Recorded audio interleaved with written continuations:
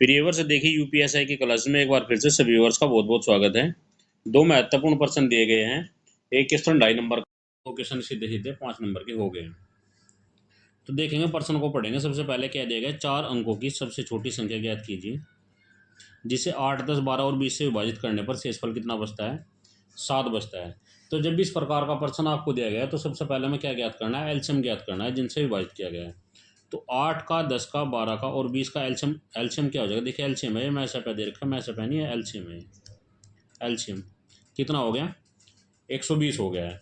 अब उसने कहा है कि छोटी से छोटी संख्या होनी चाहिए 4 अंक की। तो 4 अंकों की सबसे छोटी संख्या कितनी दी गई आपको, 1000 दी गई। कितनी, 1000।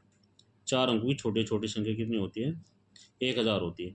अब इस संख्या को क्या करना पड़ेगा, हमें इससे भाग करना पड़ेगा 120 से। 120 से भाग करेंगे तो कितनी बार जाएगा, 12 अट्ठे 96 अर्थात 960 बन करके आ जाएगा। कितना बच जाएगा यहाँ पर, यहाँ बच जाएगा आपका 40। तो 120 माइनस 40 बराबर कितना बच गया, 80 बच गया। और इस 80 को क्या करेंगे, हम 1000 में जोड़ देंगे, यानी कि टोटल कितना बन करके आ जाएगा, 1080 आ जाएगा। तो 1080 तो वह संख्या है जो 8, 10, 12 और 20 से प्रत्येक से विभाजित हो जाएगी। लेकिन उसने कहा कि 7 से 80 बचना चाहिए, तो इसलिए प्लस इसमें क्या कर देंगे, 7 कर देंगे। तो कितना बन करके आ जाएगा, 1087 बन करके आ जाएगा। यही इसका आंसर है। समझ आ गया होगा। अगला प्रश्न क्या दिया गया है, किसी संख्या के 5/6 का मान, संख्या के 5/6 का मान, किसी संख्या के, देखिए यह संख्या देगी इसका 5/6, माना संख्या पी है, पी गुणा 5/6 का मान कितना दिया गया है, 675 दिया गया। प्रश्न के अनुसार ही चलेंगे भाई।